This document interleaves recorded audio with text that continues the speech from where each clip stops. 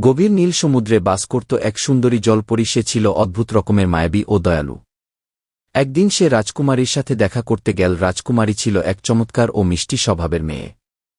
গোলাপী পরী তাদের দুজনের প্রিয় বন্ধু ছিল। সে সবসময় মায়াবী আলোর ঝলক নিয়ে উড়ে বেড়াত।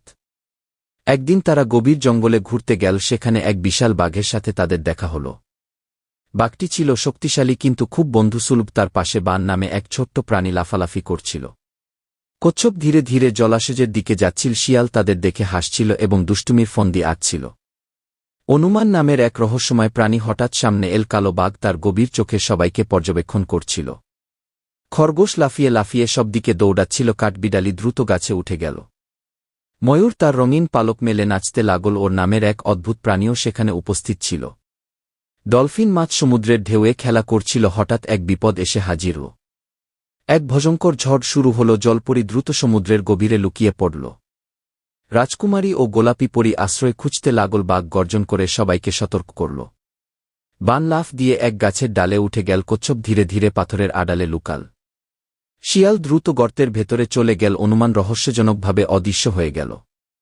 কালো বাঘ সাহসের সাথে দাঁড়িয়ে রইল। খরগোশ ঝোপের আড়ালে লুকিয়ে পড়ল।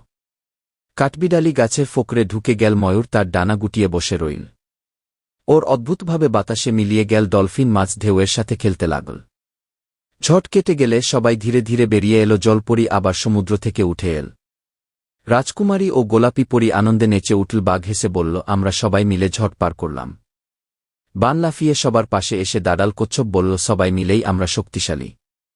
শিয়াল এক গাল হেসে বলল, আমাদের বন্ধুত্ব অটুট থাকুক। অনুমান আবার উপস্থিত হল কিন্তু রহস্য রেখে গেল।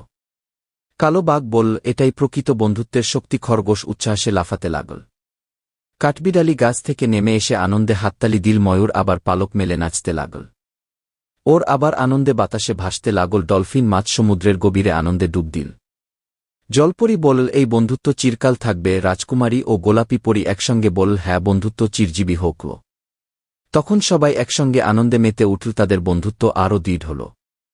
সমুদ্রের ঢেউ তালে তালে নাচছিল। বাতাসে যেন আনন্দের বার্তা বইছিল।